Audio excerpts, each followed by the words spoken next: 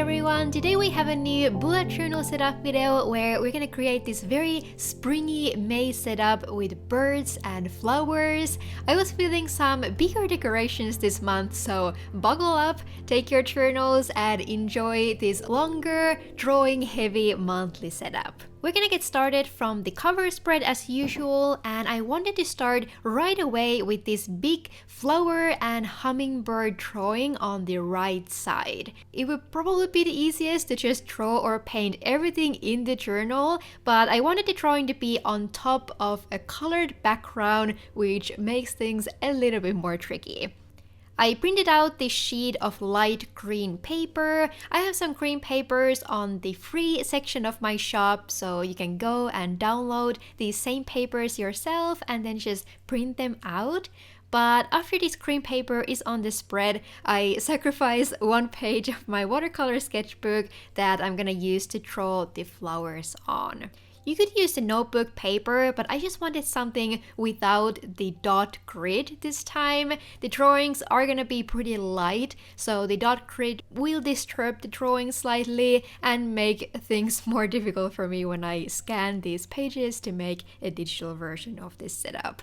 But anyway, now we are ready to start walking through the first set of hydrangea flowers. I hope I'm pronouncing that correctly. I've been wanting to create a theme with these flowers for a while, but they are a little bit more on the advanced and time-consuming side, as you can probably guess. So it's not a flower you can choose for a busier month. However, we're gonna walk through especially these first flowers very slowly so you can see all the steps, and then we'll speed things up a little bit more for the rest of the flowers in this setup, where I'll just keep repeating these same steps. If you're not super interested in this drawing part, feel free to skip ahead a bit because we'll spend quite some time with the flowers and the bird of the cover spread. So the first thing we need is a really good sketch, and I think the sketching part is probably the most important part that will really help you later with the coloring. I decided to try this sketch with my blue colored pencil this time. I'm using my set of the very thin Prismacolors, which I've really been enjoying. I think the blue color worked especially well this time because it's close to the colors we're gonna use for these flowers, so it just blends in much better with the paints than a regular pencil would. Then when it comes to drawing hydrangea flowers, I usually like to draw some sort of initial circle that will indicate the whole size of the flower, and then start from the middle by drawing these 4 or sometimes 3 or 5 petal flowers. The petals are pretty thick and round, and there's this small circle thingy in the middle. Personally, it really helps me to draw that middle circle because it makes visualizing the flower much easier and also helps to keep the petal sizes balanced and centered around it. Then I kept drawing these same shaped flowers to cover the whole circle we drew in the beginning, and I tried to change the sizes and directions of the flowers a little bit. I think it's a good idea to let some of the flowers overlap to create some natural variation. Then I tried to have some of these petals poke out from the main shape on the edges so that the overall flower wouldn't look too round. So I think it's good to add a few of these small flowers kind of outside of the main shape to break the lines a little bit.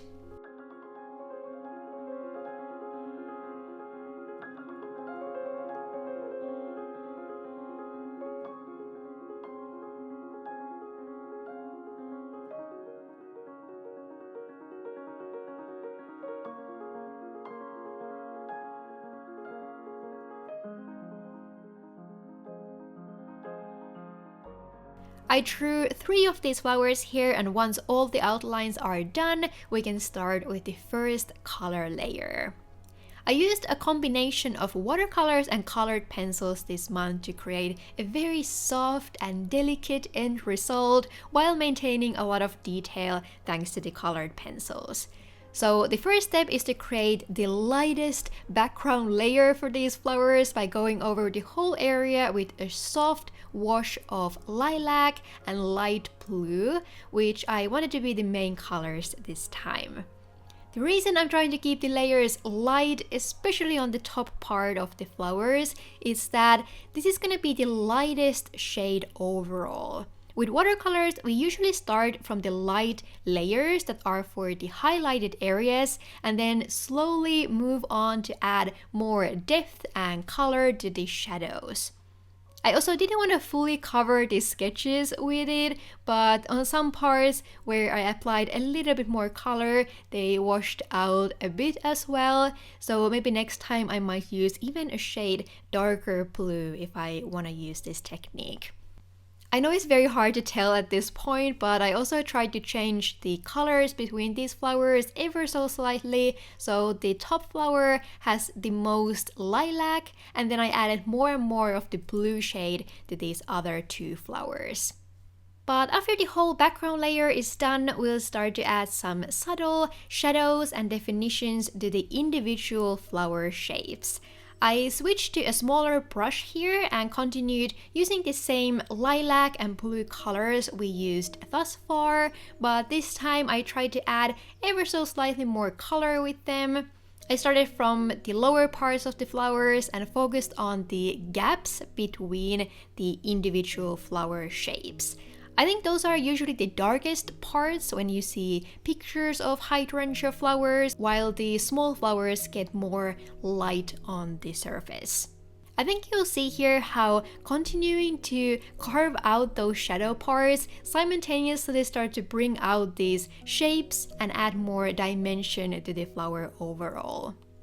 I was still using very light colors here, maybe a little bit too light to be honest, because I wanted the overall look of these flowers to be on the lighter and softer side. I'm always a little bit nervous about adding more color with watercolors than necessary, because that's happened to me quite a few times in the past. So this slow layering is something that prevents me from doing that. However, this process was also very slow, and only painting these flowers took me way longer than I had anticipated.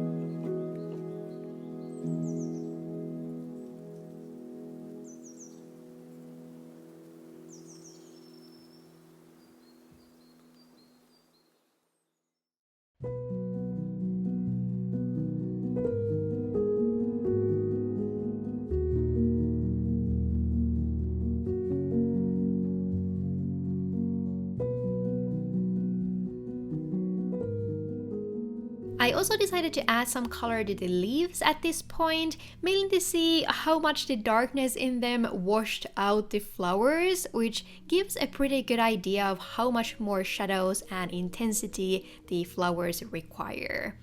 I also kept switching the green tones I was using here and tried to create some subtle shadows and highlights also on the leaves.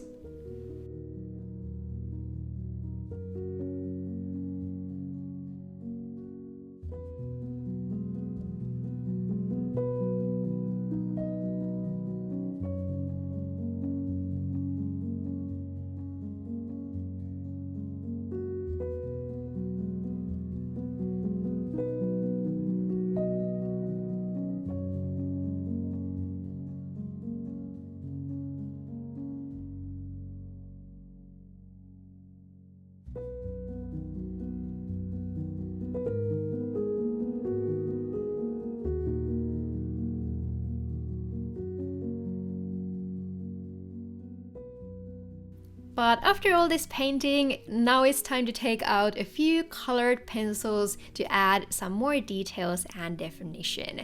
This is something you could definitely do with a skinny watercolor brush over a dried background as well. However, it's much easier to control a pencil than a flimsy brush with water, so I think this is just a little bit easier way to go about it. Anyway, I chose a bit darker blue, violet, and cream pencils that we're gonna use for every part of this painting pretty much. I added some darker line details to the leaves and then used these pencils to gradually darken the outlines of the flowers as well. I also intensified some of the shadow areas with the darker pencils, and I think this is just a very easy way to go through the whole painting and touch up any small things on the way.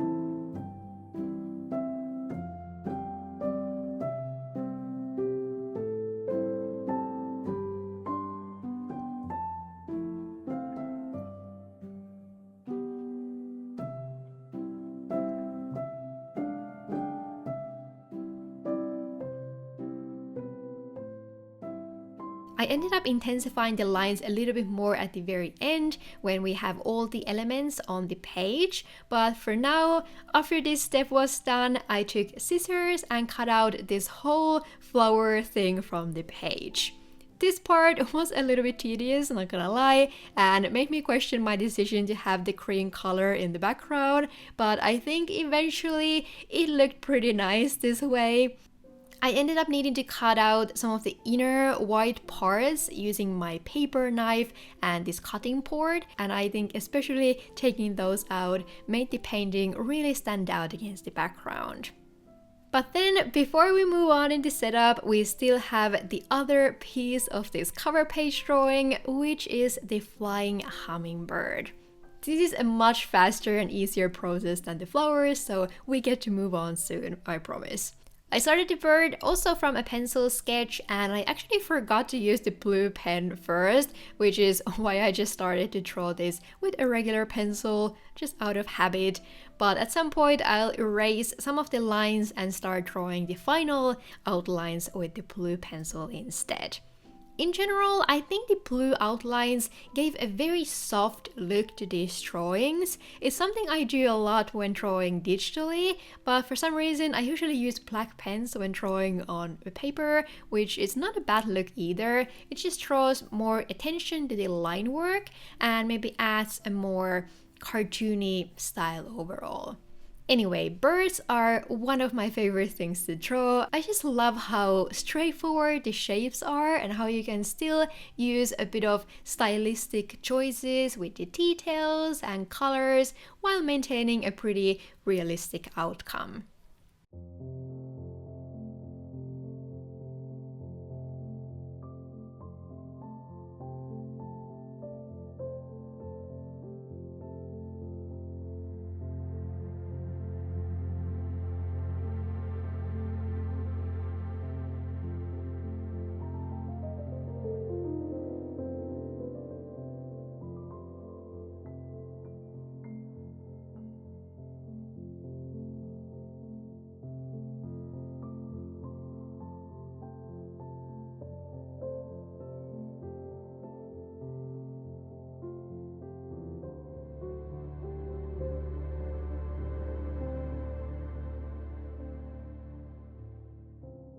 So after all the outlines, I took out the watercolors again and started to color the bird with similar shades we used this far, but keeping things a little bit darker. I tried to switch the colors a bit while the paints were still wet, which allows the different shades to blend together seamlessly.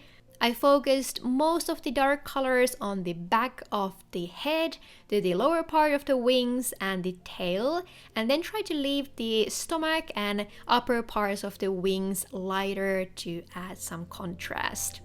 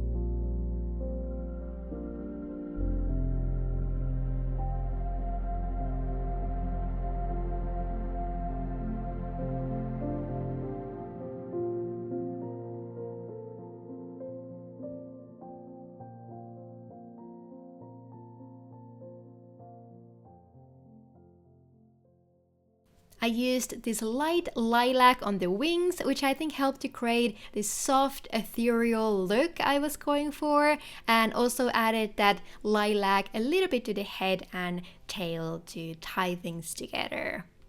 After the watercolors, I added a few details and lines with the colored pencils again, and I think this quickly became one of my favorite methods to color things. They made it so easy to sharpen the outlines, add some small texture, and even intensify some of the colors slightly. It was also a little bit less nerve-wracking to color the eye with a black pencil than with black watercolors.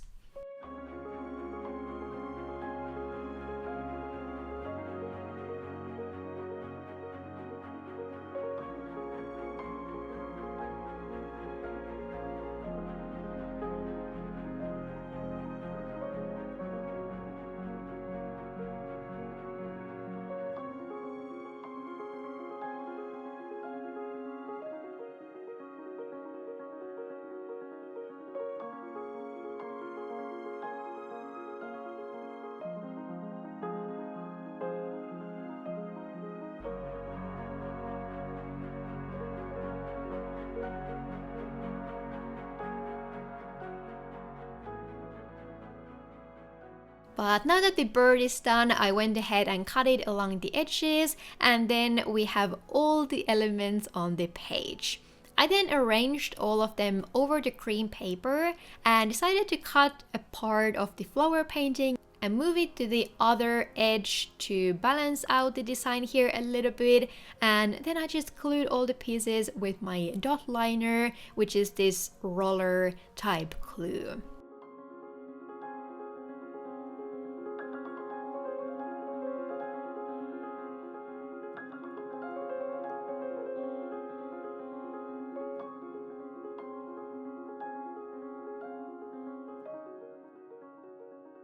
Now the only thing we have left is to finish the other page, where I'll start with a large cursive May title and then draw a minimal monthly calendar under it. I thought this traditional calligraphy font would go nicely with these soft colors and florals this month, and I think it added a nice romantic look here.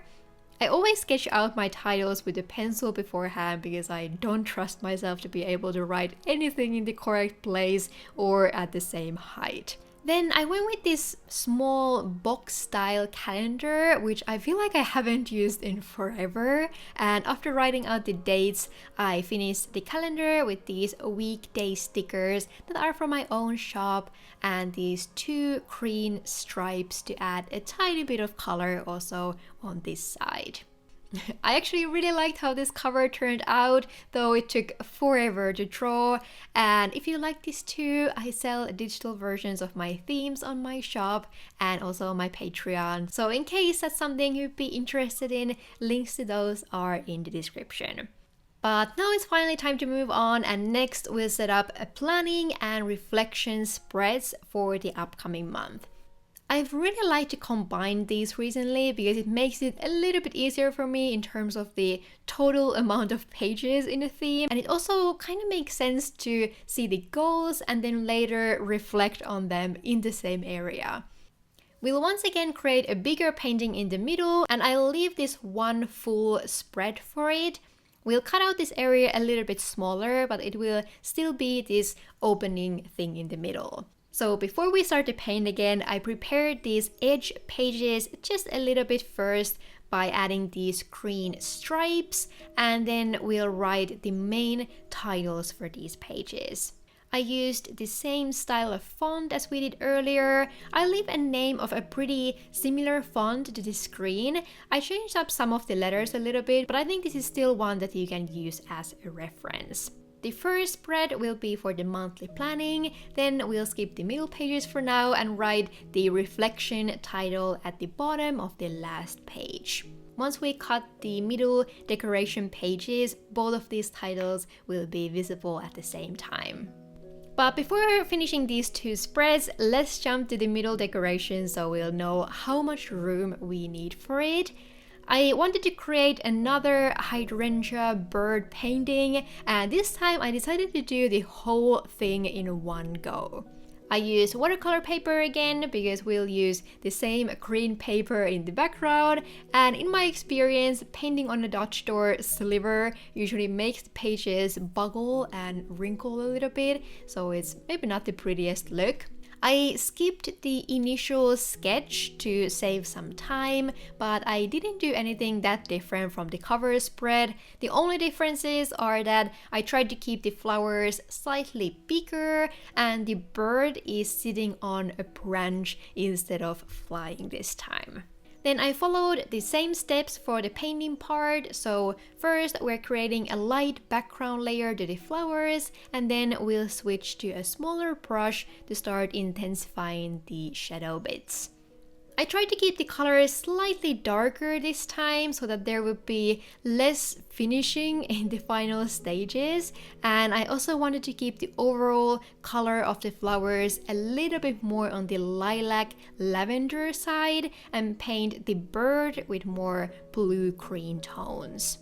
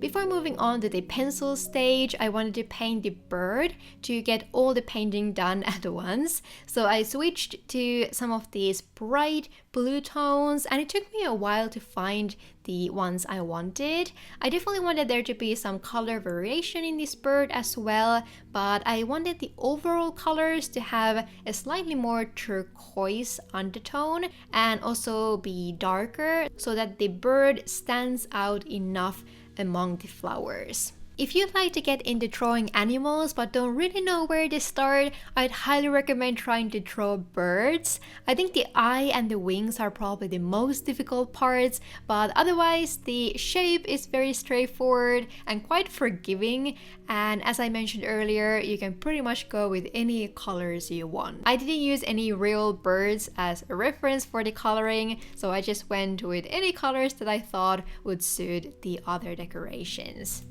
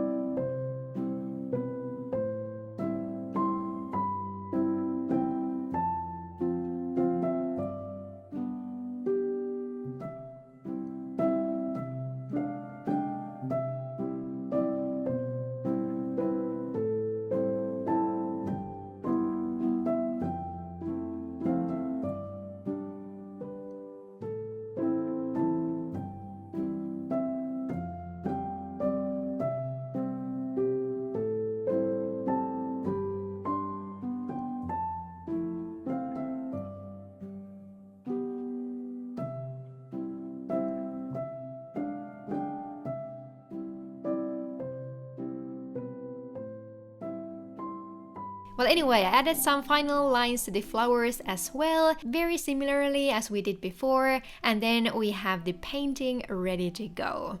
I was actually really happy with how this turned out. I think I might edit this a little bit on a computer and maybe use it for an art print or some other new product in my shop. But for this theme, we now have to cut out all the outlines and later, unfortunately, cut this whole thing in half so that we are able to attach it to the page.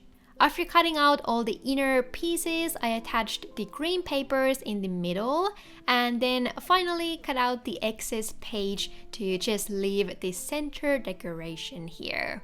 It might be a little bit difficult to turn the pages if you use real watercolor paper, so leaving a small gap in the middle will help with that. It just allows a little bit more room of these two pages to overlap when you turn the pages around. But then we can finally get to finishing these planning pages. I added the same green paper also to the other side of the Dutch doors because I was a bit nervous that there wasn't enough color here.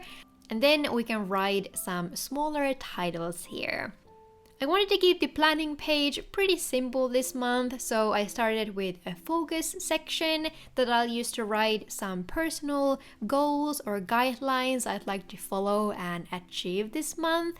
And under that, to highlight my main tasks even further, I made this top tasks space that I divided into work and personal life tasks. Usually when using these pages, I find myself only listing work-related tasks, and I hope this will help me to prioritize some other aspects of my life as well. I also added a timeline section under each of the 3 tasks, which I hope will make them even clearer and more tangible. Then let's move on to the green section, which I'll use for a few habit trackers. So I wrote a habit title here at the top and then cut out 4 dot grid boxes from the same paper we cut out from this page. To be completely honest, I don't remember to fill the habit trackers every day, but at least having them there makes me a little bit more likely to check my journal and keep up with all the plans I've written down. But then let's jump to the other side where we'll set up the reflection related sections. So I'll fill this page at the end of May, and I started with an On My Mind title here at the top. I'll use this space to write whatever is on my mind at the end of May, and after that I wrote well done and improve titles where I'll just list a few wins and things I want to improve from the previous month. I really like how these cursive titles ended up looking on both sides of the middle decoration. Usually I change up the title fonts a little bit more, but this time I felt like this cursive style matched the overall vibe very well. But anyway, then I'll use the other green section to list a few favorites from the past month, like my favorite songs, book, memory, movie, and so on. Then at the bottom of this spread, I left space for a gratitude section where I'll just list some things I'm especially grateful for at the end of the month. I really liked how this whole section ended up, but the inner pages looked still a little bit bare for my liking, so I decided to add a few stickers to bring some colors to them. I remembered I had these Hydrangeas stickers from Ikigai Papir. I think these are from her summer collection from last year, and they were pretty much a perfect match for this theme.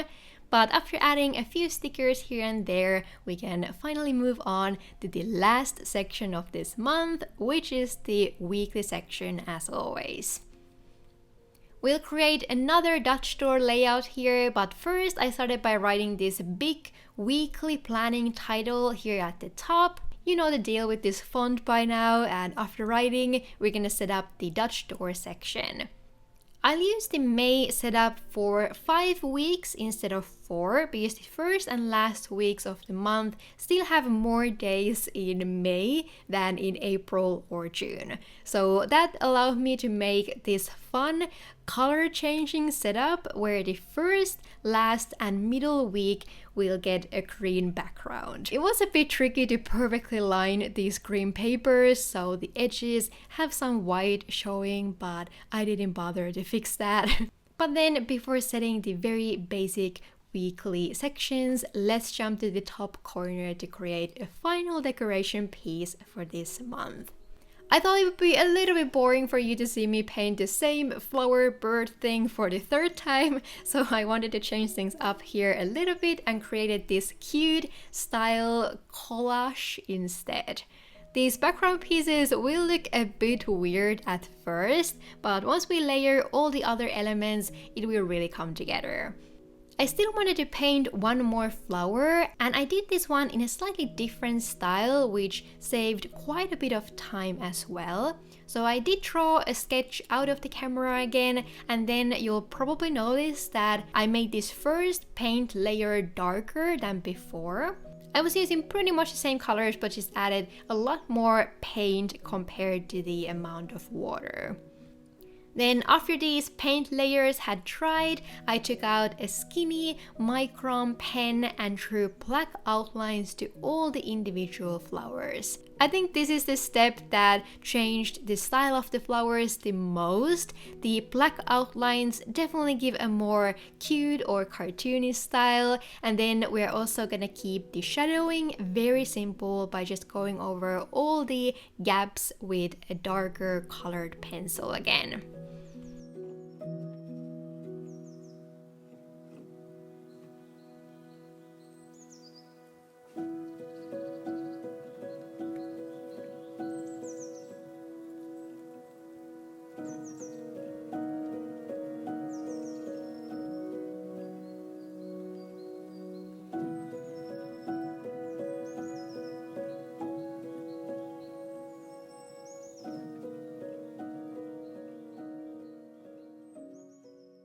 So yeah, this was a much faster way to draw a hydrangea, and I think the end result is still very cute. So now I just cut it out from the paper again, and then we can finish up this collage. The flower is definitely the main statement piece here, but I decided to add a few of Hedda's stickers again to fill up the space a bit. I think this ended up so cute, and I was happy to create something a bit different from the other pages while still maintaining the overall color theme and style. But after that, all we have left is to quickly finish the weekly section, which took me a while because my cat decided that she was done with napping and wanted to hang out on my desk. But anyway, I just used some weekday stickers here again. This is my favorite way to fill my weekly pages. Whenever I set up any of them out of the camera, I almost always use title and number stickers to do it. I'll fill the rest of the weeks here later, so now after finishing this second weekly page, we're finally done with this painting heavy May theme.